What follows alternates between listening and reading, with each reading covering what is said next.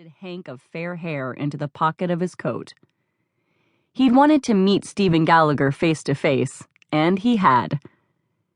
As he made his way back toward his hotel, Gideon tried to equate the Stephen he'd just encountered with the desperado the Central Pacific wanted to see tried and hanged. The two images simply wouldn't go together.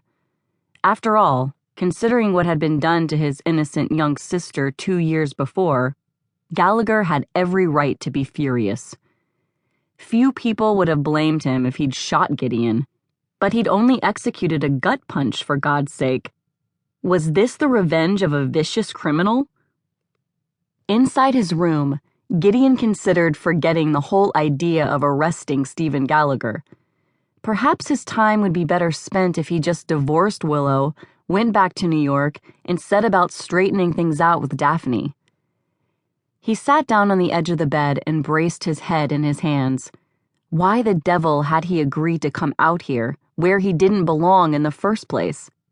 Why had he promised to bring in Stephen Gallagher? Gideon sighed.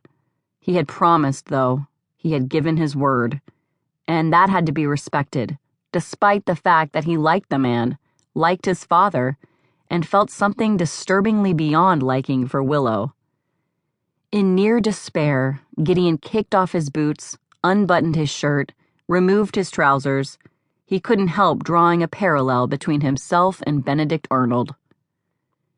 The next morning, groggy from the excess of whiskey and the sleepless night, Gideon put on his best clothes and set out for Judge Gallagher's impressive house.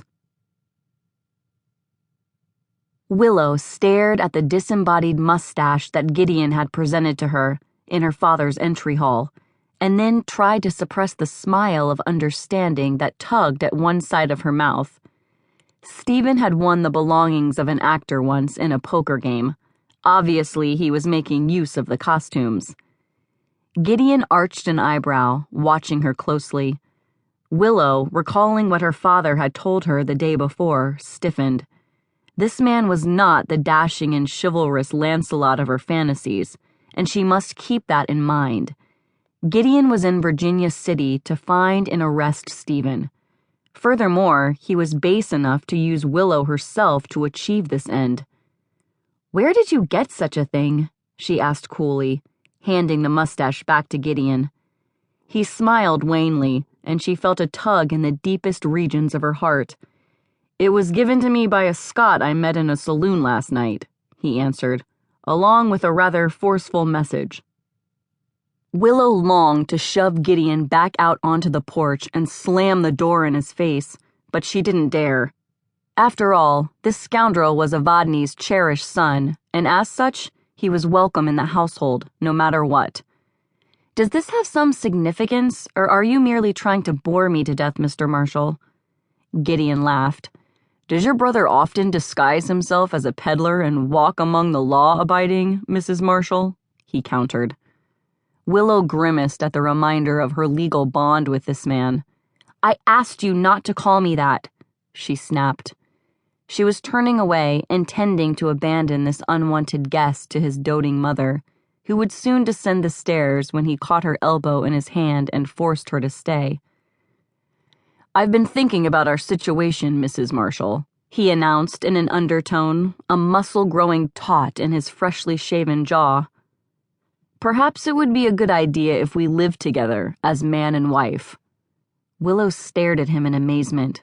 "What?" He lifted one shoulder in a shrug. "You've set some very stiff conditions, such as my remaining faithful to you.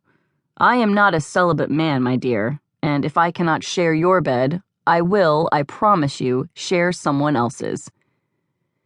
Willow felt a warm glow in her cheeks, and she tried to pull free of his grasp, to no avail. "You may sleep with whomever you please, Mr. Marshall," she said, and even though she knew what a wretch this man was, the image of him lying in another woman's arms filled her with searing pain. "I really don't care what you do, as long as I can be free of you at the first possible time."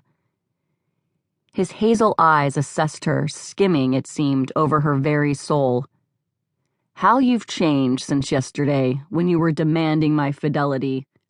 "I didn't know what you wanted then."